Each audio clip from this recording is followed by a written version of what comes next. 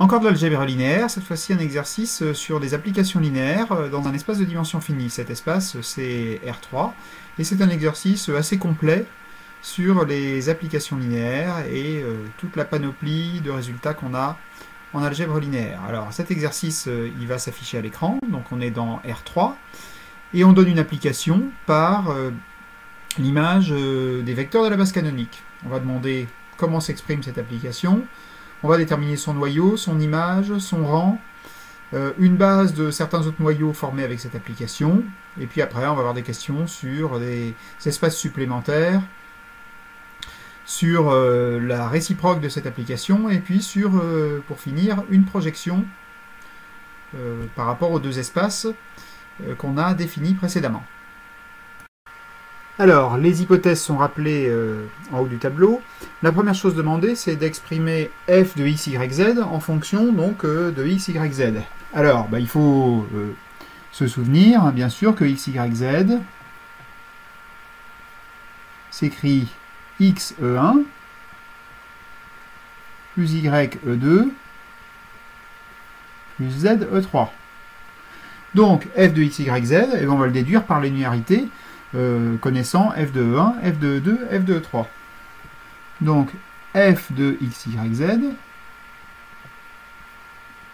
c'est égal à xf de E1, plus yf de E2, plus z, f de E3. C'est égal à x 2e2 moins 2e3,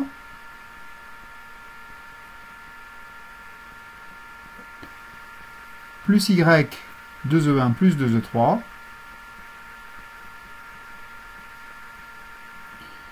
plus z, moins e1 plus e2 plus e3.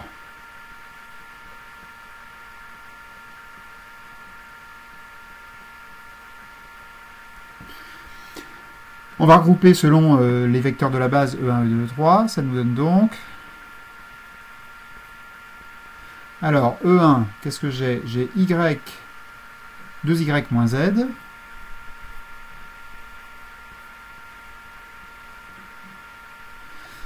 E2, je vais avoir 2x. Ici, j'en ai pas, plus z. Et puis E3, je vais avoir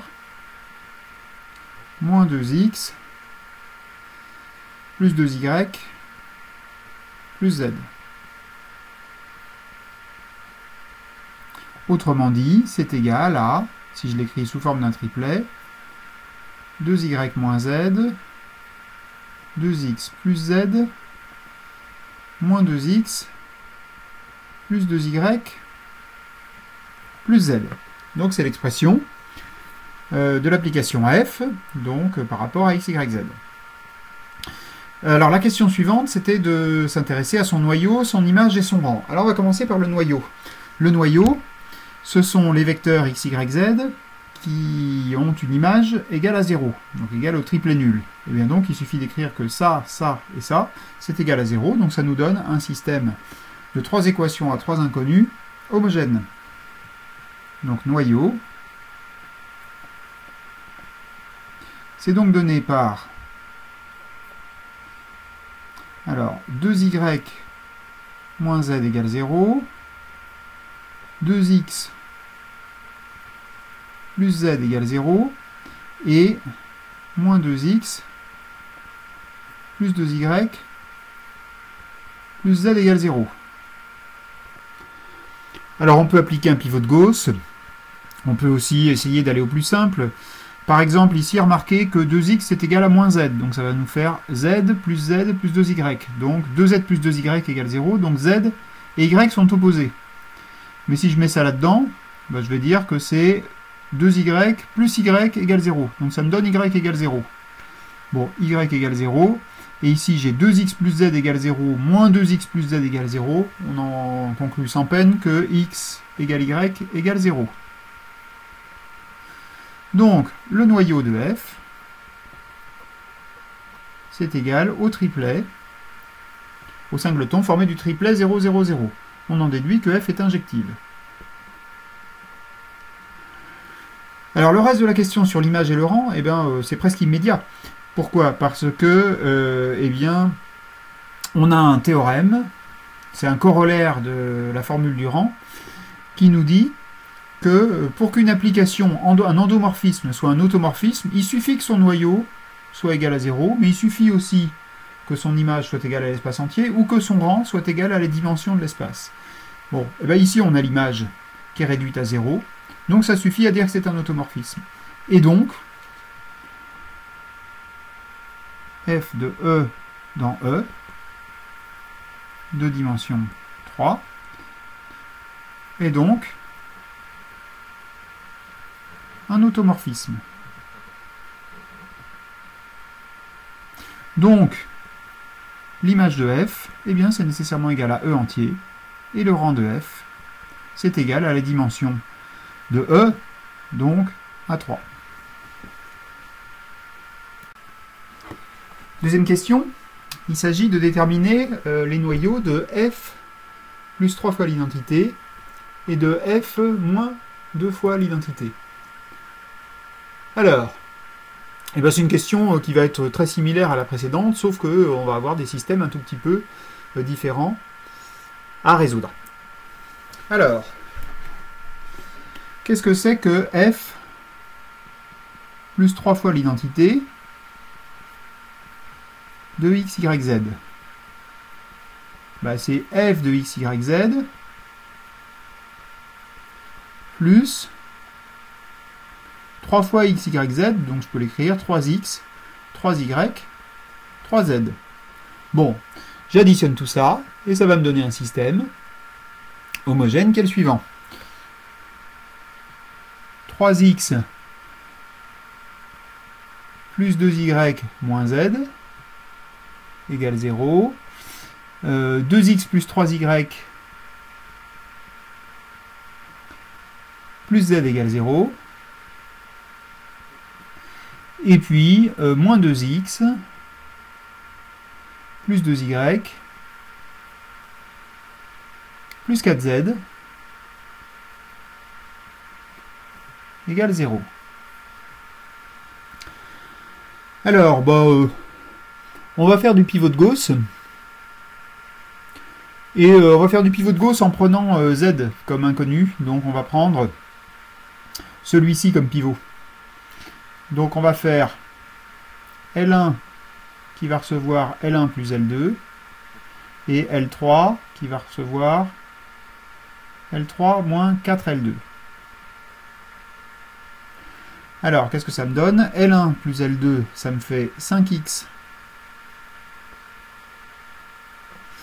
et puis plus 5y. Et z est éliminé. Ensuite, 2x plus 3y plus z qui reste inchangé. Et le dernier, celui-ci moins 4 fois celui-ci, moins 2, moins 4 fois 2, 8, ça fait moins 10x. Et puis, 2y moins 4 fois 3, 12, donc moins 12y, ça fait moins 10y. Et le z qui est évidemment éliminé. Alors ici, eh bien, ce que nous remarquons, c'est que ces deux équations-là sont équivalentes.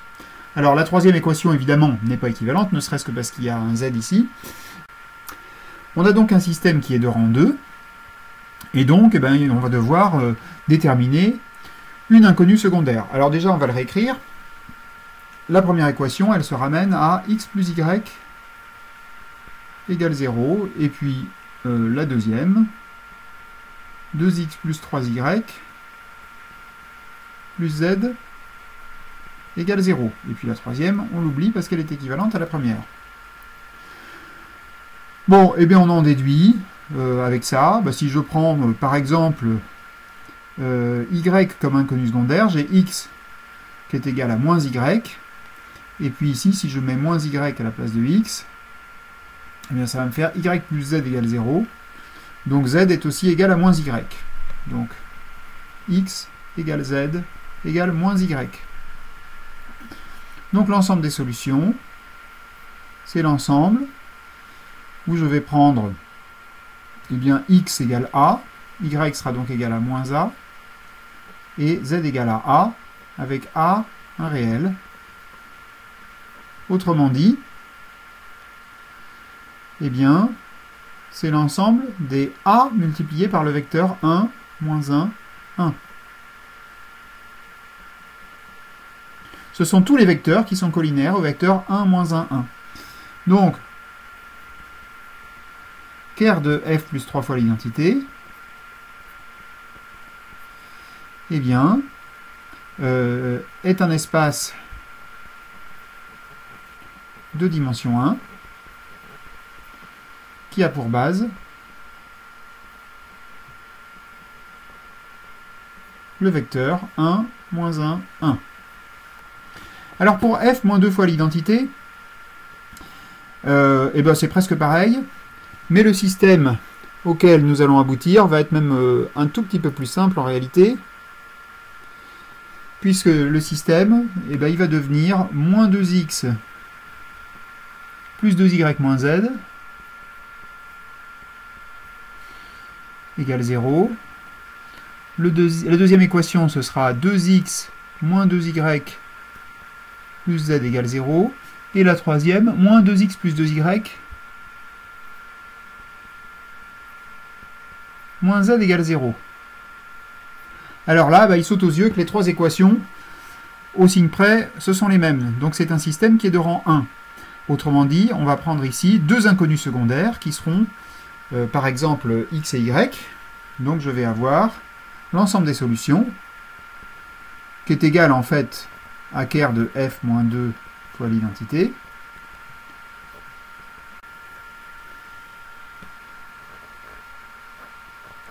Lambda pour x, mu pour y, et puis z, c'est moins 2 lambda plus 2 mu, avec lambda, mu, des réels. Et donc, bah, je peux écrire que c'est vect de des vecteurs. Alors ici, bah, c'est lambda fois un vecteur qui va être 1, 0, moins 2. Et puis mu fois un vecteur qui va être 0, 1, 2. Ces deux vecteurs, évidemment, forment une famille libre. Il s'agit d'un espace de dimension 2.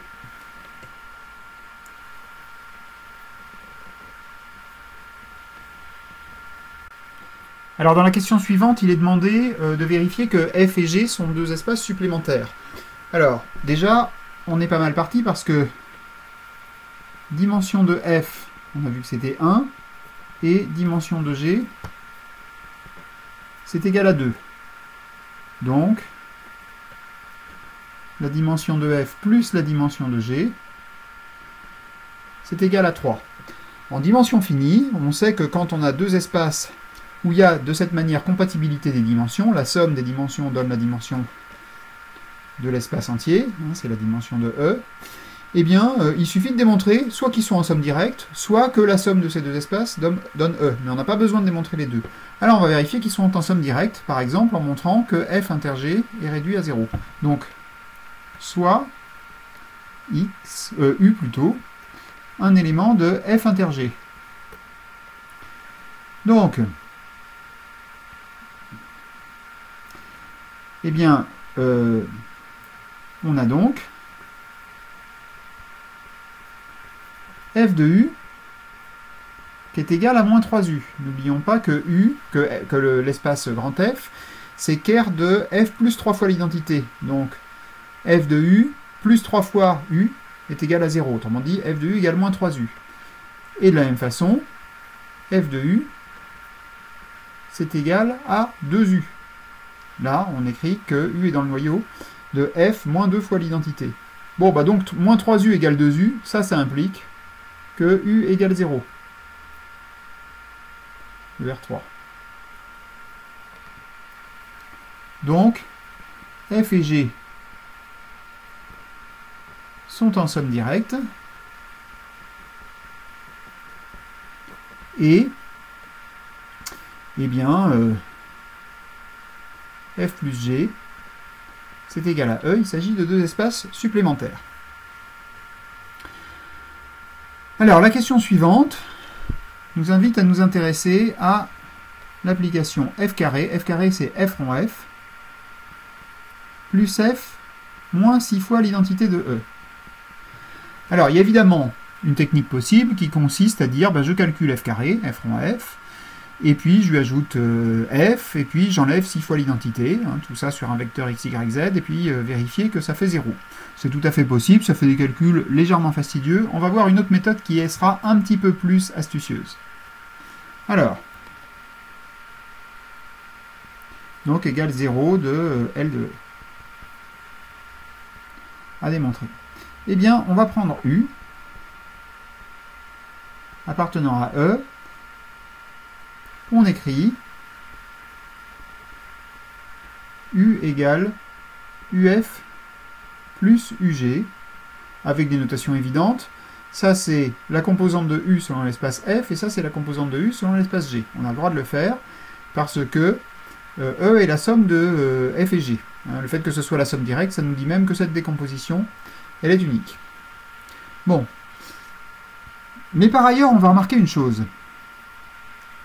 F carré plus F moins 6 fois l'identité de E, eh bien c'est égal à F plus 3 fois l'identité de E, rond, F moins 2 fois l'identité de E. Ça se développe comme une multiplication. Donc on aura bien F carré, et puis F, on va l'avoir 3 fois l'identité rond F, donc 3 fois F, moins 2F, donc ça fait bien plus F, et puis l'identité 3 fois moins 2, ça fait moins 6. Ça se développe par double distributivité. Alors maintenant, eh bien, regardons ce que ça fait sur U.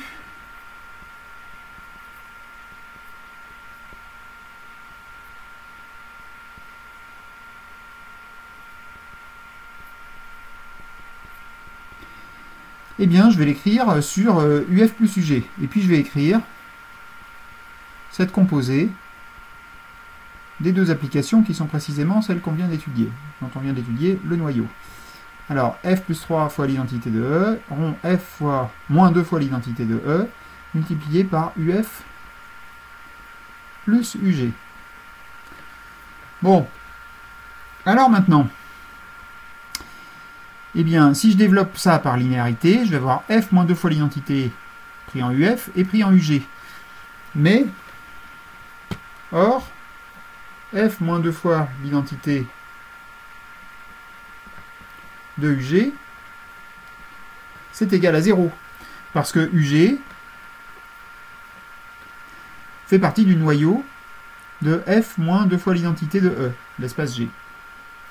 Donc, ça, c'est égal à F plus 3 fois l'identité de E,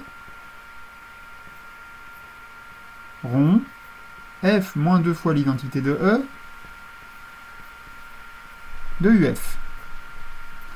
Bon, mais F de UF, c'est moins 3 fois UF. On l'a vu ici, comme on est dans F. Donc c'est moins 3 fois UF, moins 2 fois l'identité d'UF, ça fait moins 5 fois UF. Donc ça fait, par linéarité, moins 5 fois F plus 3 fois l'identité de UF. Et puis là, même argument, UF appartient à F, qui est le noyau de F plus 3 fois l'identité, donc ça, c'est égal à 0. On a donc démontré que quel que soit U, eh bien on a tout ça, F carré plus F moins 6 fois l'identité, pris en U, qui est égal à 0. Donc il s'agit bien de l'application nulle.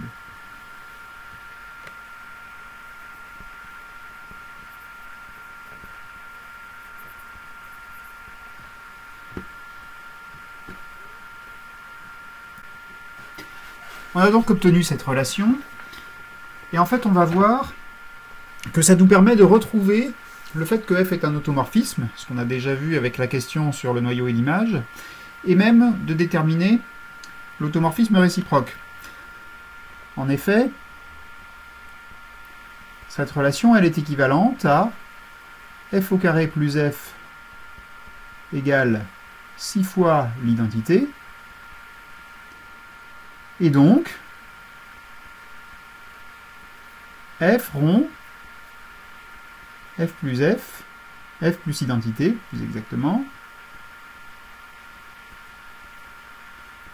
égale 6 fois l'identité.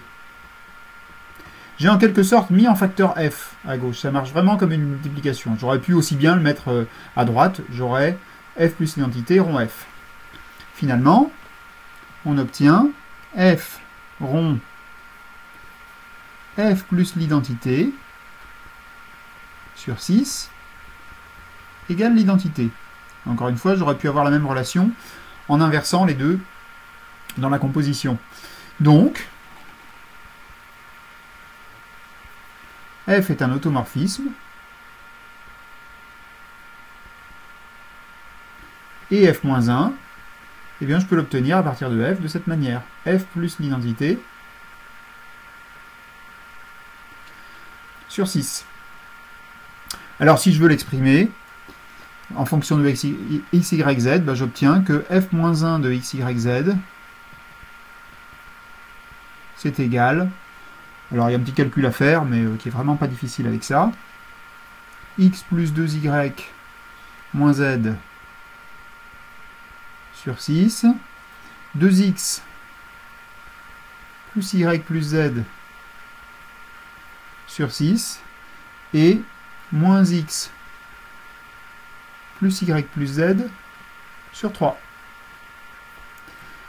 Et donc, on obtient facilement l'automorphisme réciproque. On pourrait le calculer en résolvant un système, ça nous donnerait un calcul qui est plus compliqué que celui-ci. Alors pour terminer, il nous est demandé de déterminer la projection sur le sous-espace G parallèlement à F. Alors là, eh bien, ce qu'on a vu, c'est que F et G sont des sous-espaces supplémentaires, donc c'est ce dont on a besoin pour définir un projecteur. Et en fait, bah, si j'écris U comme la somme d'un élément de F et d'un élément de G, donc on sait, comme F et G sont supplémentaires, qu'on peut écrire tout vecteur de E de cette manière-là, et en plus de manière unique, alors le projeté de U sur G parallèlement à F, c'est précisément UG. La projection, elle vaut 0 sur UF, donc si je l'applique par linéarité, j'aurai P de U égale P de UF qui vaut 0, et P de UG, et quand je suis sur G, c'est l'identité, donc P de UG, c'est UG. Donc on a bien ça. Donc toute la question, ça revient à déterminer cette décomposition-là, et en particulier à déterminer la valeur de UG, connaissant U. Alors, on a déjà cette relation-là. Maintenant, comme f et g sont définis à partir de la fonction f, ce qu'on va faire, c'est appliquer l'application f à cette égalité-là. F de u, c'est f de uf plus f de ug. Et f et g, donc, ils sont définis comme des noyaux de f plus 3 fois l'identité et de f moins 2 fois l'identité. Donc ça, eh bien, comme on l'a déjà vu, ça va me donner moins 3 uf. Et puis ça va me donner plus 2 UG. Car f plus 3 fois l'identité appliquée à UF, c'est 0. Donc f de UF plus 3 UF, c'est 0.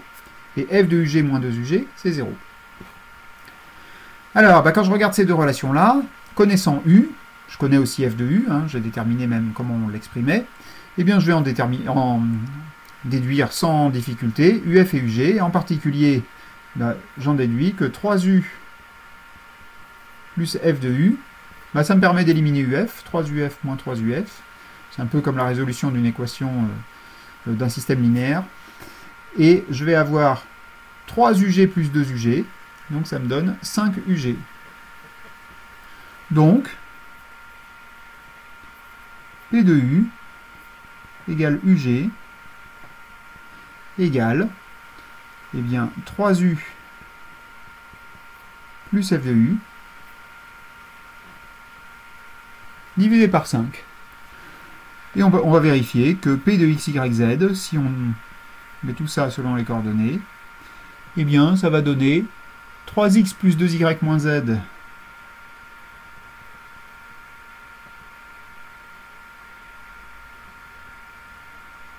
sur 5. 2x plus 3y plus z.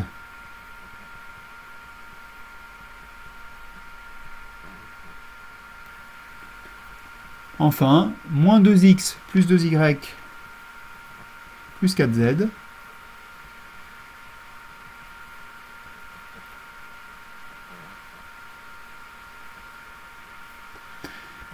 Donc on a obtenu la projection sur G parallèlement à F. Et ça termine la résolution de l'exercice. On a vu qu'on est passé par beaucoup de résultats et de techniques très classiques d'algèbre linéaire en dimension finie, que ce soit l'utilisation des dimensions pour voir que des espaces sont supplémentaires, l'utilisation de la formule Durand, et évidemment la résolution de certains systèmes linéaires.